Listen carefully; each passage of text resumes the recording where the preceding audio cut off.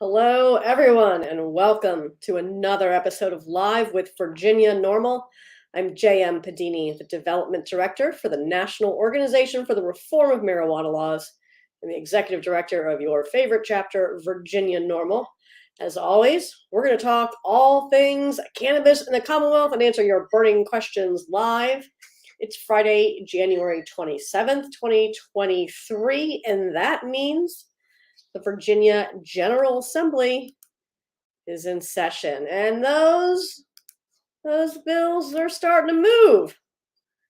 At least on the Senate side, they are. So I hope you've been following along at home. If you haven't, now's a good time to start.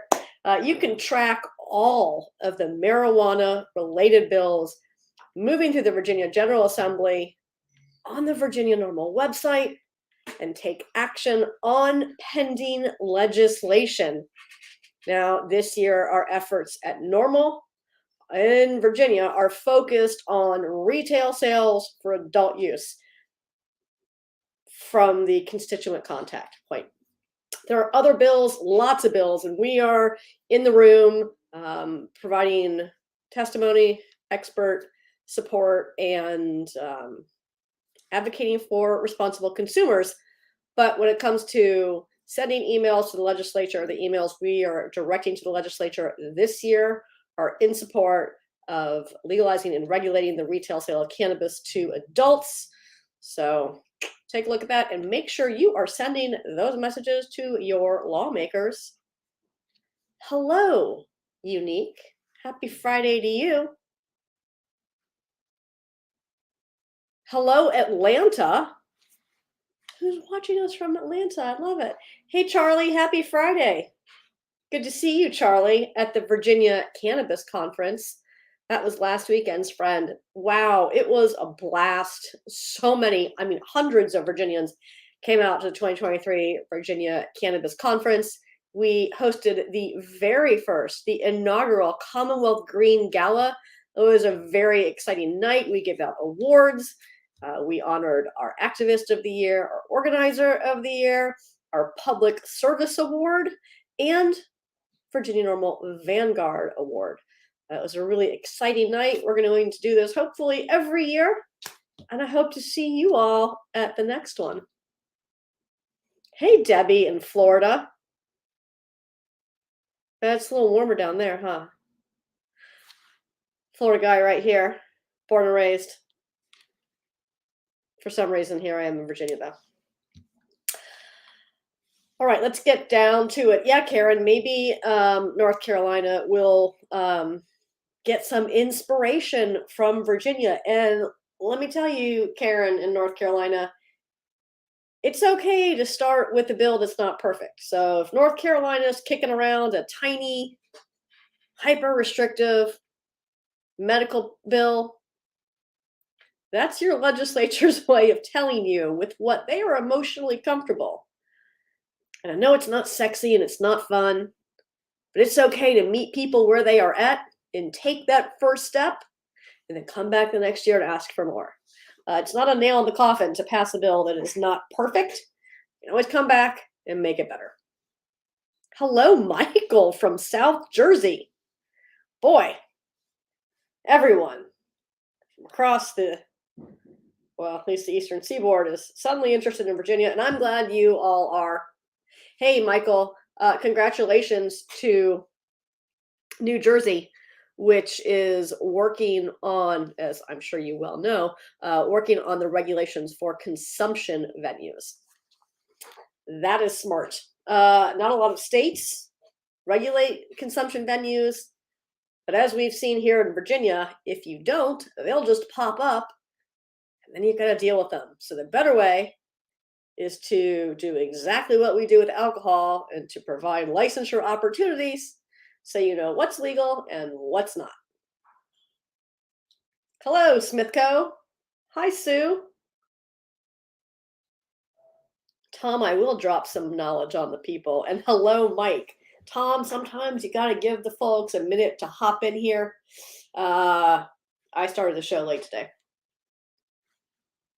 Smithco wants to ask about proper packaging, and yes, we can talk about proper packaging. Absolutely. Let's run through these bills first, and then we can talk about proper packaging. I assume you mean for hemp products. I mean, I guess the short version is don't rip off other brands and make your packaging childproof, not appealing to children, and don't sell to people under 21. That's about where we're at in Virginia right now. I know that was pretty, yeah, THC, products that contain THC, absolutely. Medical cannabis products are regulated in Virginia. Products that are not produced by licensed medical cannabis companies in Virginia are not regulated, though there are some packaging restrictions that were implemented through the budget language. All right, let's get into what happened. All right, this week, the Senate passed 2 bills this week related to cannabis. Huzzah! The Senate first passed Senator Mark Obenshain's advertising bill. Now, this bill, well-intended, smartly, thoughtfully crafted, though arguably unnecessary at this point in time. What this bill does is takes alcohol code for advertising, just puts marijuana in there in place of alcohol. Now, advertising marijuana, so remember we have 2 different terms in Virginia. We have medical cannabis and we have marijuana. Advertising for medical cannabis is very, I mean, all but not possible. There was some progress last year that made the allowance for advertising, and by this we mean basic dissemination of information, not flashing neon signs or outdoor boards. Basic dissemination of information to patients. The stores are open, but those regulations have yet to be implemented. So we're addressing that again legislatively this year. But Senator Obenshain wanted to tackle marijuana advertising. It's illegal to advertise marijuana in Virginia now. And Senator Obenshain's bill is looking at what happens when adult use retail sales are legalized and regulated, and this bill would apply in that circumstance. It makes smart exemptions for medical cannabis because that has separate regulations for advertising. But Senator Obenshain's bill, we did testify in support of it because it mimics alcohol code, and that's exactly what it should do. Advertising for marijuana, for cannabis. Senator Obenshain's bill and Delegate Wilt's bill, which is up next week, which we will also support, it is exactly the same. While it does mimic alcohol code, it does provide appropriate exclusions for medical cannabis because that has a different section regulating its advertising in code. It does not have language that captures the advertising that you are seeing as consumers. So if you're driving down this street here or that street there, right along my office, you're going to see big outdoor advertising for intoxicating cannabinoid products. And it won't capture those. So well-intended, smartly crafted, but it's going to miss the boat on some really important parts. So we'll see if anything's done on that, but otherwise these bills are fine. Senator Eben has a bill relating to tax law. And what Senator Eben's bill would do, which is the same as what Delegate Campbell's bill would do, is deconform Virginia tax code from federal code and allow licensed cannabis businesses in Virginia to take basic business deductions, tax deductions.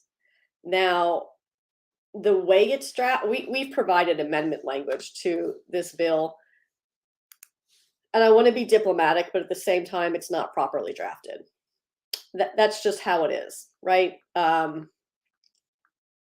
don't know if they offered any amendments to it. I'm going to take a peek at the tax bill.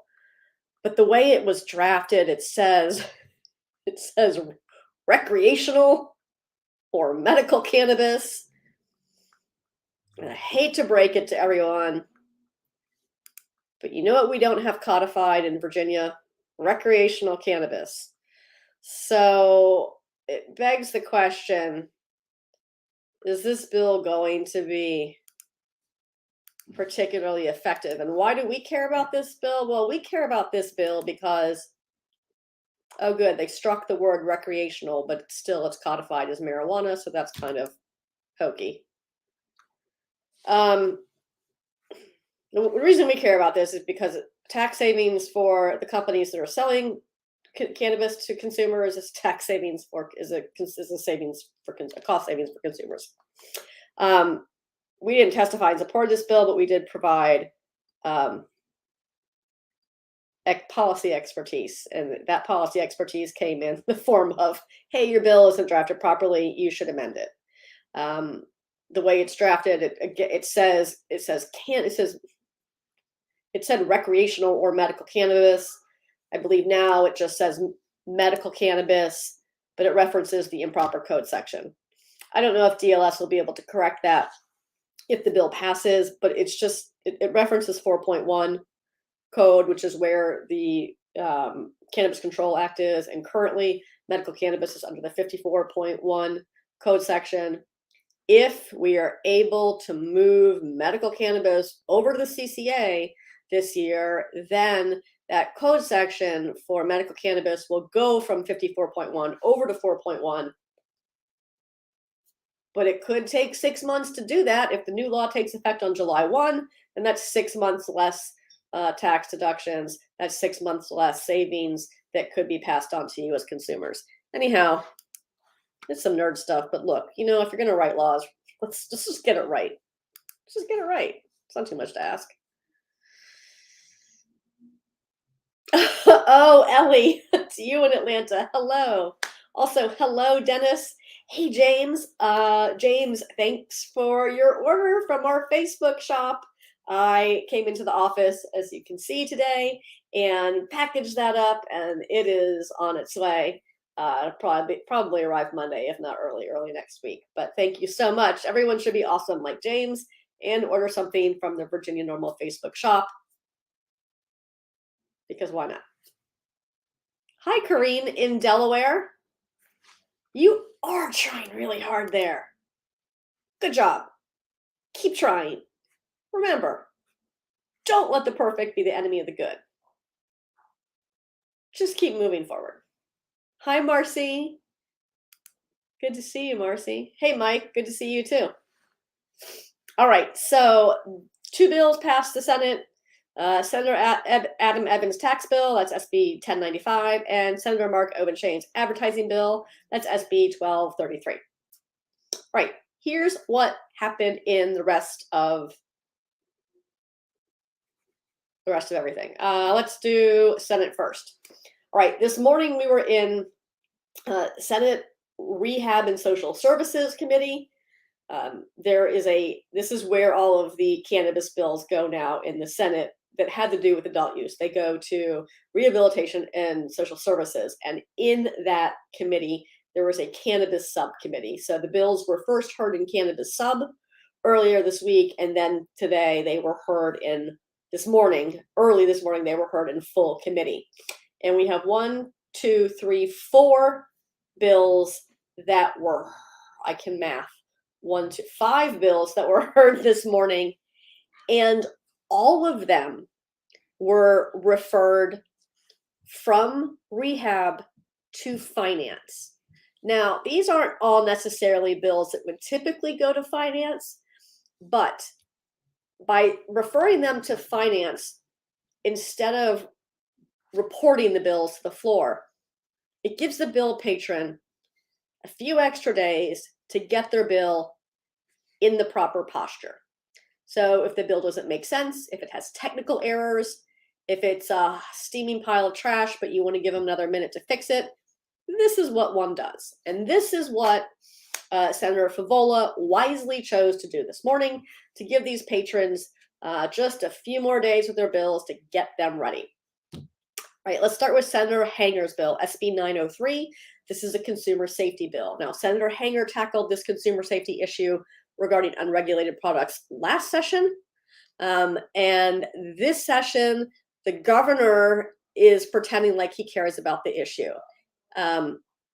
Unfortunately, the bill that was given to Senator Hanger is not what Senator Hanger wanted it to do. And heck, it's not what we wanted it to do either, because it didn't really do much for consumers in the way of providing them with some level of assurance and safety that the products they're consuming or purchasing aren't going to, kill them or give them seizures. So the bill came up in sub. The subcommittee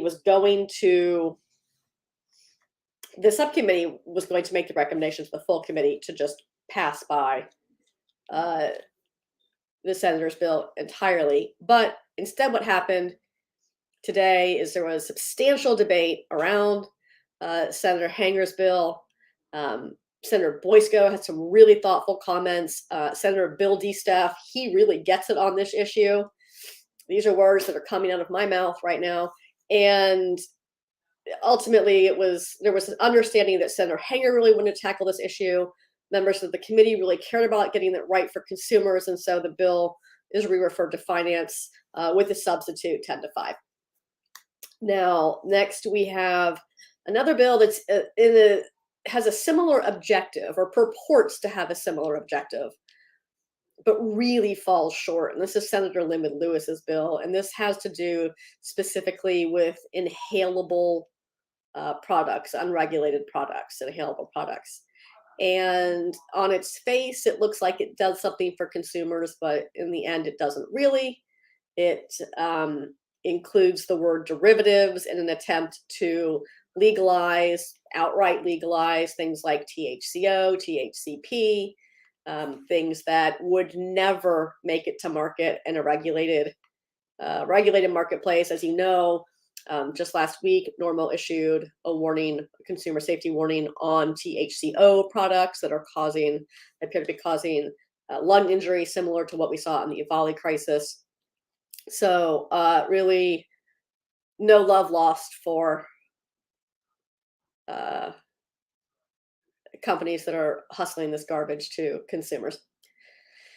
Anyhow, Senator Lewis might be able to get his bill into something that actually protects consumers. We'll see, but it was re-referred to finance with a substitute on a 10-5 vote to give him some extra time to do that. Senate Bill 1533 is I thought this was in a different committee. Isn't 1533 in? I'm going to wait a second, Cassidy, and let you look at that. And I don't know why I'm questioning the Cassidy, but I thought 1533 was in Ed and Health. I'm just going to wait a second to find out. It was a long morning. I can't remember everything. I'm going to skip down to the big one. Oh, also, we don't have the Lucas bill in here. So let's check those. All right. Senator McClellan also has a well-intended bill. This has to do with an incubator program for new cannabis businesses. Great concept. Thank you, Cassie. I couldn't remember. Great concept. Bill is lacking in drafting. Kind of steps on some other areas of cannabis code. It should not be in 4.1-1600. That's reserved for something else. But these are really technical things. And thank you, Cassidy. I was in fact wrong. But it was re-referred to finance on a 9-5 vote, again, to give the patron more time to maybe tidy up the bill. I think that the bill is not going to go far in the House, but again, very well intended, just has some structural issues at this point in time. Senator Louise Lucas has SB 1214. There was a lot of testimony on this bill. We had done work on this bill, as I mentioned last week, and already had conversations with the committee members, so knew ultimately what the outcome of this bill would be when it is in fact before rehab. There was heavy discussion on the bill and requests for some amendments by members of the committee. So what happened is the bill was just simply taken by for the day. That is so that the edits can be made. It can come back to rehab specifically, hopefully be in the correct posture, and then report out to the floor that way. Think that bill also faces quite a challenge in the House, but the bill intends to essentially keep CPS from taking children from parents simply because they use cannabis. What we would argue is that it is far more often guardians ad litem who use medical cannabis registrations in custody litigation to keep parents from seeing or having custody of their children. We get calls on this all the time. But if we're going to focus on CPS, so be it. All right. Thank you, Cassidy, for the clarifications. In fact, Senator Deed's cultivation expansion bill, one that I actually testified for, just can't remember where it was. Senator Deed is carrying a bill, SB 1533, that would allow the existing medical cannabis licensees to have a second production site. For some of the medical cannabis companies, they've outgrown, because of you, consumers, they've outgrown their original production facilities, and they need to relocate or have a much larger facility because of you, consumers. And it was fascinating to hear the debate around this, where people didn't understand that we were talking about the medical cannabis program. Perhaps these folks might be new to the General Assembly and don't know that we already regulate medical cannabis in Virginia, and that's really important for patients, and sort of talking about this in some sort of fairness conversation. Look, cannabis policy should be fair and just and equitable, and hopefully the market will be one day as well. But this bill isn't about that. This bill is about ensuring that the people who have to make medical cannabis for you can do it and can keep up with the demand that patients are placing. So we, of course, testified in support of this because we believe Virginia patients deserve access to products that are safe, convenient, and affordable, and don't deserve to have to wait for products to be grown or produced or approved or brought in from another HSA. And that's what's happening right now. So hopefully everyone can get their head around what SB 1533 actually means and think about patients for, I don't know, a hot second during this General Assembly, instead of just who gets to make a buck first or next off of you. That'd be fun. Hi, Bernie in Charlottesville. Hi, Della. Happy weekend to you as well. Smithco, let me read your question. Smithco asks, is it within the realm of CCA to run PSAs for drive high DUI? You see them in Colorado. So yes, Smithco. In fact, it is part of the work that CCA is currently tasked with, is public education, particularly around DUID. They do, in fact, have a series of digital advertisements that are ready to go. You'll probably see those from us sometime soon. This is also the point in time where I remind everyone that driving while high is stupid and irresponsible. Don't do it. Melissa, I don't know what bill you were asking me about 3 minutes ago, so maybe give me a word like licensing or incubator or cultivation or something. Whew, yeah, those 9 to 5 committee votes. Indeed, indeed. Hey, Terry, you need help with Iowa? Yeah, Iowa's rough. Terry. David, I like your question, David. David asks if Virginia accepts medical cards from Florida. No, we don't accept anything from anywhere. We only accept Virginia certificates at this time, David. If we had had a different outcome in the 2021 election, then we probably have reciprocity now, but we didn't, so we don't. Good news, though, David, for anyone who is living in Virginia, you don't have to be a resident, meaning you don't have to have a driver's license to have your permanent home be Virginia. If you're a snowbird, if you're a student, if you're in the military, if you're here on a work assignment, if you're here for some amount of time visiting, as long as you are living in the state and you can demonstrate that you are living in the state, then you can be certified to get medical cannabis while you're here in Virginia. Hope that helps. North Downtown Residents Association, I'm not certain to which bill you're talking about opening the door for big cannabis, but newsflash, they're already here. And when we talk about medical, we have to deal with the existing program with which the Virginia General Assembly has saddled Virginia.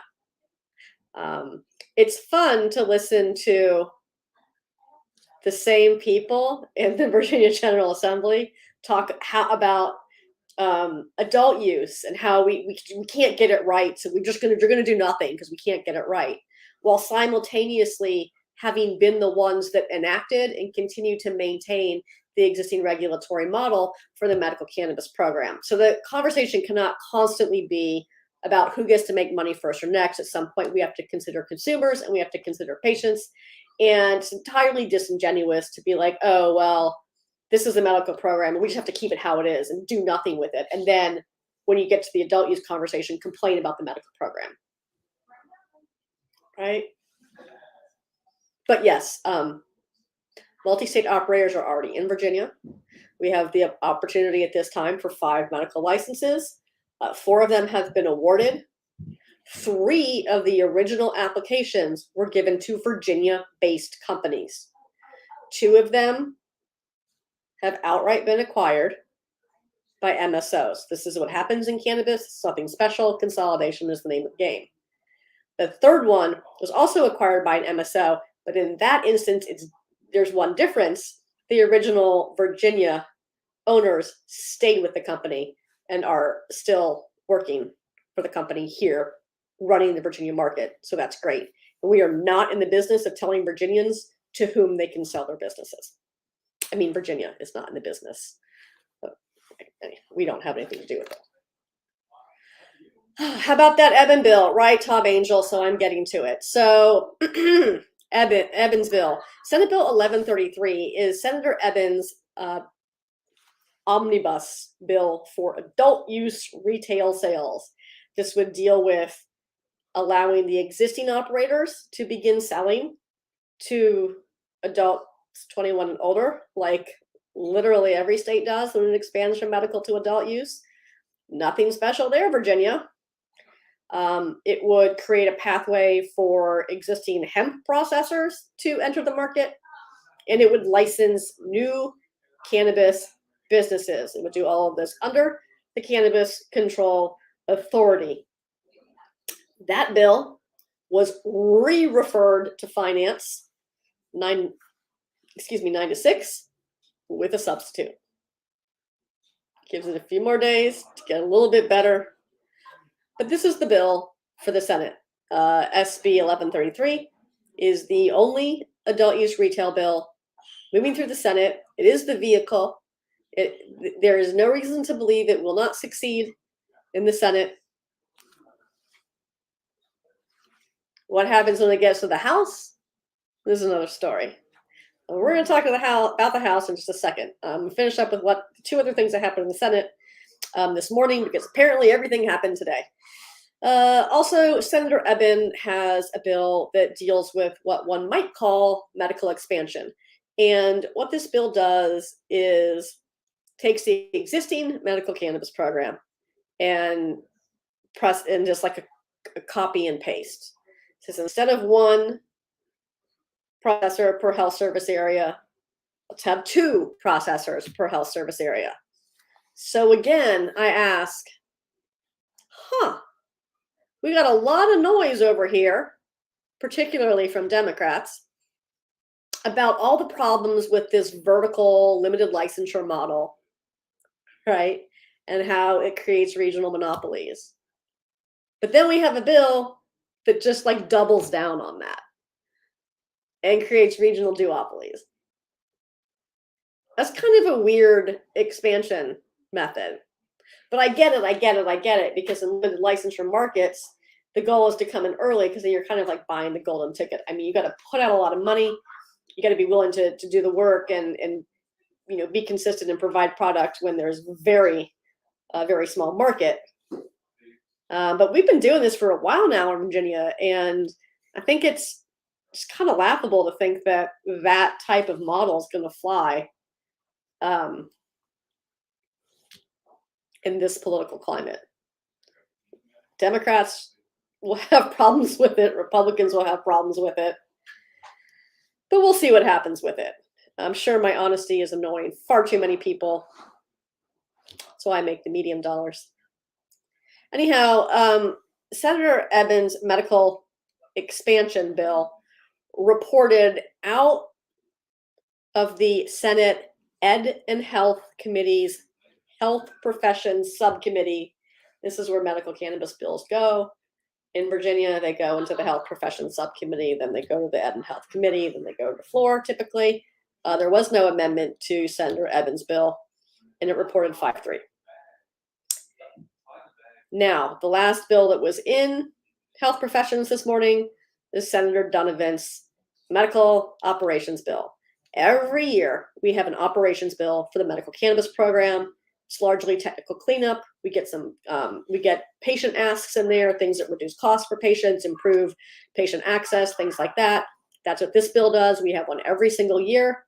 I happen to catch one technical, call it a typo, call it an error, but I caught one, what ultimately would have been a really important technical amendment that needed to happen. I read it. They took the line amendment in committee, thankfully, and it reported to the full committee 6-1.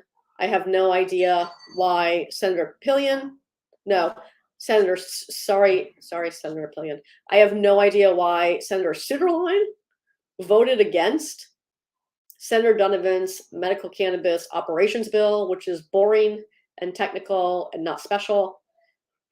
That was weird. Anyhow, that's what happened in the Senate this week.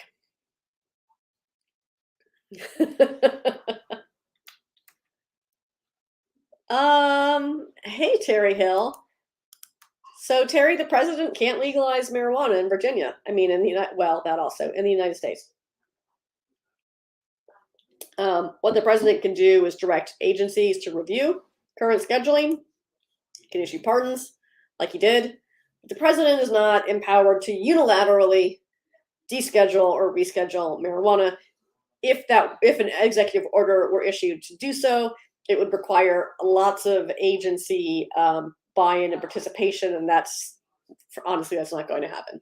The way that federal prohibition is going to end is going to be through an act of Congress, and fortunately, President Biden has said important things about cannabis. Arguably, one of the most historic things that has happened in the last half a century when it comes to cannabis policy. He recognized that the war on drugs as it relates to marijuana is an absolute failure, and that marijuana does not belong in Schedule 1, and that we shouldn't be ruining people's lives for cannabis possession. So hopefully Congress will get to working.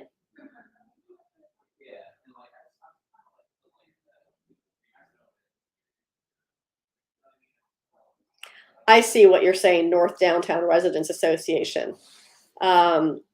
you are of the thought that the deeds bill would allow the existing processors to expand their facilities, and that further shuts out the small businesses.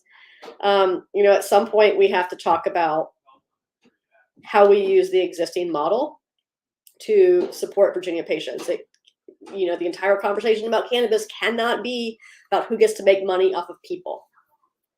And that's the only conversation we're having. So fortunately, we're not a business association. We only represent consumers, so we don't have a problem with this bill as long as consumers are getting, in this instance, patients are getting what they need. Let's get that done. Great, Melissa. I don't know, but we've got lots of time for lots of nonsense in, these political discussions. Oh, hey, Skyline. Absolutely. I would love this. So Skyline is asking if we could clarify the DEA opinion on seed sales and the impact that has on Virginia laws, if any. None. It has none, 0, 0. Now it could. There could have been a nice, simple, clean bill this year to remove the word seeds from the definition of marijuana. Literally, just one little strike through would have solved all this, but that didn't happen. And it's because, Skyline Hydroponics, it's because seeds is included in the definition of marijuana that one can then not sell seeds that are labeled marijuana or cannabis. Do people sell seeds? Yes. But is it legal? And can I get away with it are two different questions. So the DEA did in fact rule that in their opinion, or issue an opinion, the DEA issued an opinion that that seeds are hemp because there's no THC in seeds. But that does not de facto change Virginia law, which includes seeds in the definition of marijuana. Thank you so much for this easy question. Hey, Rachel. Rachel, accurate. The FDA is basically kicking the can down the road on CBD. And what's notable about this is from the FDA's perspective, they're focused on the fact that CBD is already in an FDA approved, well, more than one FDA approved medication. And so it would not, what they said isn't a surprise, but they cannot out of one side of their mouth say, they're not the Virginia General Assembly. So they cannot out of one side of their mouth say, oh, hey, Epidiolex is a drug that contains CBD and it is scheduled and approved for prescription. And then also say, as the FDA, put this in food and whatever. That's totes cool, y'all. Can't do that. Federal Food, Drug, and Cosmetics Act prohibits that. So yeah, no surprise. Also, I don't think that the FDA's position is going to be what inhibits Congress from passing the bill to end federal marijuana prohibition. It's how you all vote.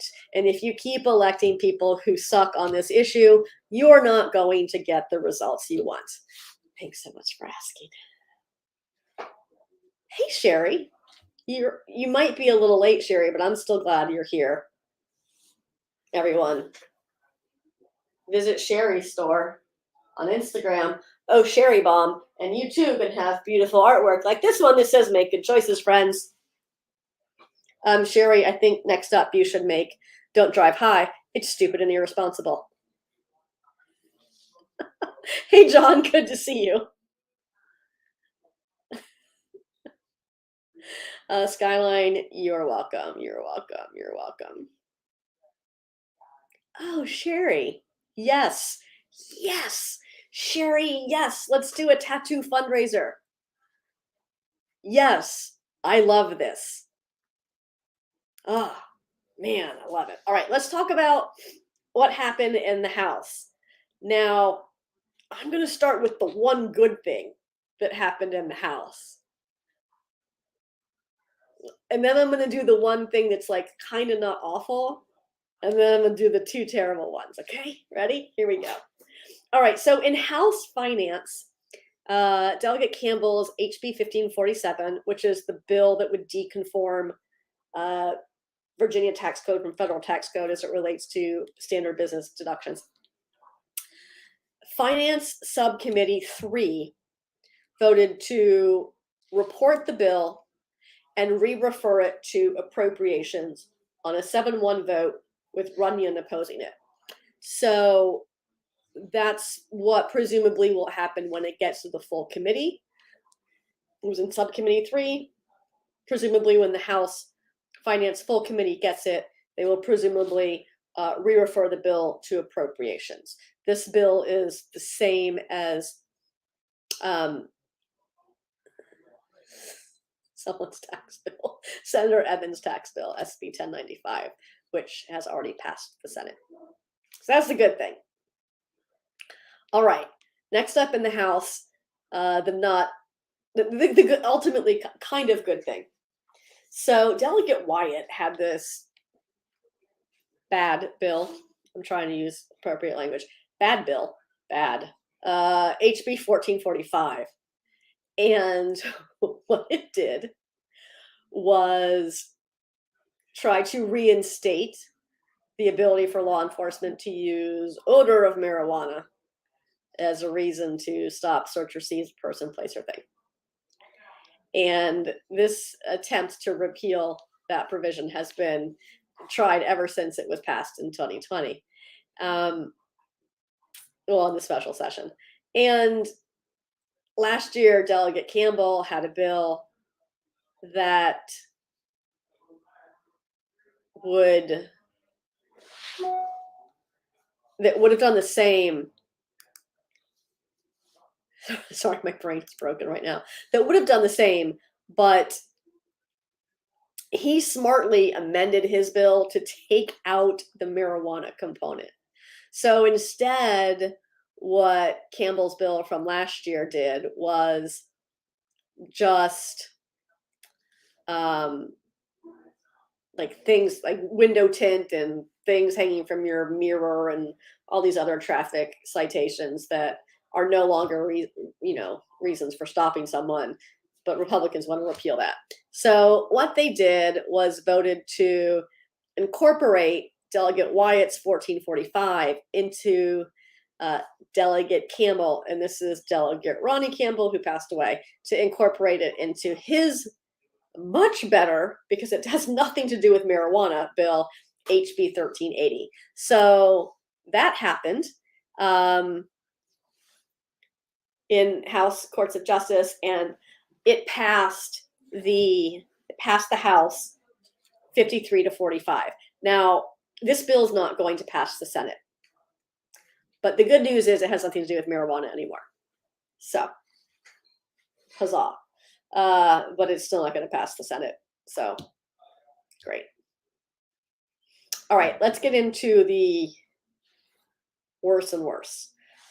I'm going to skip down to the House Commerce and Energy Subcommittee that I was in very late last night at the request of Delegate Dan Helmer, who carried the original Medical Employment Protections Bill. Now, what we found out after passing the original Employment Protections Bill, which is law now, what we found out is that the definition of employer in Virginia does not include some state and locality employers. So we needed a technical amendment, and we call this the firefighter bill. And we, meaning me at NORML, have gotten calls since this bill took effect. We've gotten calls from firehouses, from their unions, from their captains, from their firefighters, from across the state, with having just difficulty with this law. So Delegate Helmer had a technical fix, and we went into subcommittee with this boring technical fix, and the subcommittee voted 4-3 along the party line to table the bill. So what will happen is when the full committee meets, the full committee will presumably also vote to table the bill. Has nothing to do with the content of the bill, has everything to do with the political nonsense that is currently occurring in the Virginia General Assembly, where they're killing each other's bills because they don't like the other party. Great. Keep electing these people. Firefighters don't need employment protections. Psh. Sheesh. All right. Obviously being facetious. Next up is the really, really, really, really awful bill that was introduced in the House this year by Delegate Les Adams. And someone, we'll just call it like it is, because he doesn't like a hot dose of snarky realism. So the Virginia Association of Commonwealth Attorneys is typically split on cannabis. And what happens is whoever is the self-appointed volunteer lobbyist for VACA for that issue, they generally go with whatever their personal opinion is on this. And that's what's happening in this situation. We've seen it before. So someone went to crime commission and said, oh, we need special prosecutorial tools for marijuana. Everyone's driving high. This is so hard. Suddenly, now that you've changed the laws and made it legal to possess, but still absolutely illegal to drive high, suddenly it's so difficult to prosecute DUID. Even though when you asked us during the marijuana legalization work group if we had any problem prosecuting DUID, and we said on the record we don't, we do. So can you please let us swab people's mouths just because they're driving cars? And half of the crime commission was like, sure, that sounds fun. And then the other half, that's right, the Democrats were like, absolutely not. And because there was not consensus from the crime commission, it cannot be a commission bill. Still, Delegate Adams introduced this bill, which he and his VACA minion, spokesperson, whatever, are claiming up and down. It's not a per se DUI bill. It's not a per se DUI bill. It just happens to have a per se limit in there. And then proceeded to offer the most bullshit testimony that 0.3 nanograms was absolutely indicative of impairment. It's not. NIDA doesn't agree with that. NHTSA doesn't agree with that. AAA doesn't agree with that. NORML doesn't agree with that. But sure, lady, go ahead. Sing us that song some more. And then try to say, we chose 0.3 because that means someone's impaired. And if they're a medical user, which medical users she referred to as chronic users, right? I know when you have to take insulin, you're definitely a chronic insulin user. They're only going to be at 0.2 nanograms. All this is made up. None of this is real. And here's this shitty bill moving through the House. So it was re-referred from House Courts of Justice Full Committee today to Appropriations Subcommittee 1 on an 11-9 vote. The good news is this bill is a hot pile of trash. It's going nowhere in the Senate. AAA got up and testified against this bill. That's how you know it's bad. And that's what happened in the Virginia General Assembly with cannabis this week. You're welcome. I want to catch up on all of your comments now.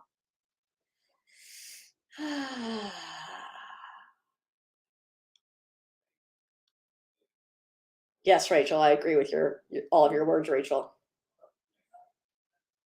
Hey, David. David wants to know if we recommend any cities to live in that have good dispensaries. David, you can find that information by going to vanormal.org/dispensaries, and you can see where they all are right now and where the next ones are opening. So that's where.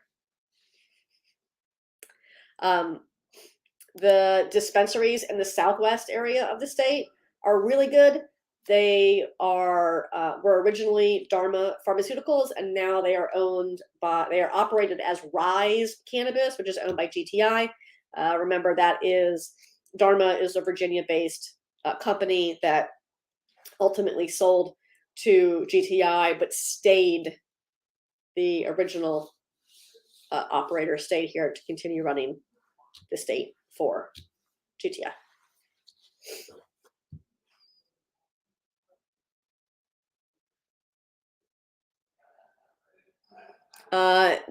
North downtown, no one is saying small businesses should be denied the chance to participate in the Virginia marketplace, except for the Virginia General Assembly, who refuses to move forward on cannabis licensing. No one here is pushing larger out-of-state processors. The fact that they are here, and that is who is running the medical program, means that's who's running the medical program. And that's really all it means. Because they're here, because they're operating, that is who serves patients right now. And marijuana is legal for adults 21 and older. And if you're an adult 21 or older, you ought to be able to go shop at dispensaries that are already operational in your state. It happens throughout the country. It doesn't have anything to do with favoring who gets a license. It has to do with consumers.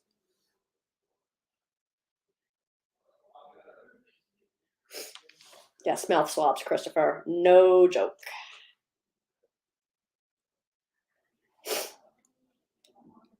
Fred, you're welcome. Smithco, I'm glad you like my hot takes. Hey, Jenny. Jenny asks, what are our thoughts on the Hodges bill? The Hodges bill being, just want to make sure I'm reading the right one. The Hodges bill being HB 1464. This is a skinny bill. If you'll recall, Jenny, we've heard for 2 consecutive sessions, including some conversations during special session, that the marijuana bills were just too big to read. Bring me a skinny bill and I'll read that and I'll vote for that. And that's what Delegate Hodges did. This is a consumer access bill. You know, it does some more. It could be skinnier, honestly, but it goes beyond and also establishes a pathway for industrial hemp processors to be licensed as well. But the primary component of the Hodges bill is to permit adults 21 and older the ability to shop at the dispensaries that are already serving patients in Virginia. That's what it does. So those are my thoughts, is that that's what it does. I don't have, it creates a pathway for industrial hemp processors. Industrial hemp processors are not analogous to the medical cannabis companies in Virginia from a regulatory standpoint. We hold the medical cannabis companies to extraordinary consumer safety standards because we believe that you deserve that as consumers. The same cannot be said for hemp products in Virginia at this time. I know there are a lot of good actors out there that are doing right by Virginians, and that is good for them. But speaking purely from a regulatory standpoint, they're not analogous. So we would have concerns about making sure that they have to meet the same standards. But yeah, adults 21 and older should be able to shop at dispensaries that are already open, full stop. Hey, you know what's neat? Connecticut just did that last week. Where is everyone up in arms about Connecticut doing that? No? Oh, that's right, because literally that's what states do when they expand from medical to adult use. So it's pretty exhausting that we are having this conversation over and over in Virginia about who gets to make money first or next off of consumers, instead of letting adults go to a dispensary and buy cannabis that is now legal. Wild. Hey, John. John mentioned something interesting about diabetes and CBD. And John, there are a lot of good studies that we've reported on at NORML regarding cannabis and diabetes. And there's even, I'm looking around like I know where it is. There's even a section on it in our book, which I can't find because we just had a conference and stuff is everywhere.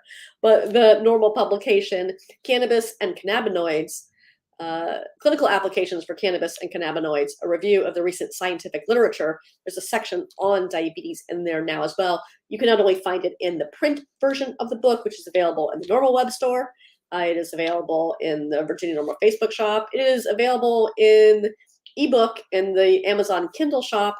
You can also get it online. You could read the web version on the NORML website under medical marijuana research, and you can get a PDF version there as well. So lots of good information there. Lots of good information there for you, John, on cannabis and diabetes. Hey, insulin type 1, you know I always love saying, speaking of diabetes, you know I always love saying insulin type 1 because that's an entertaining idea to have. Feels like a massive loss of tax revenue for the state. Yeah, you know, it is a massive loss of tax revenue, but I think, you know, I think if tax revenue were a compelling argument, we would already be there. It's not, though, because we don't legislate based on data or facts. We legislate based on feelings, and lots of members feel icky about the marijuana.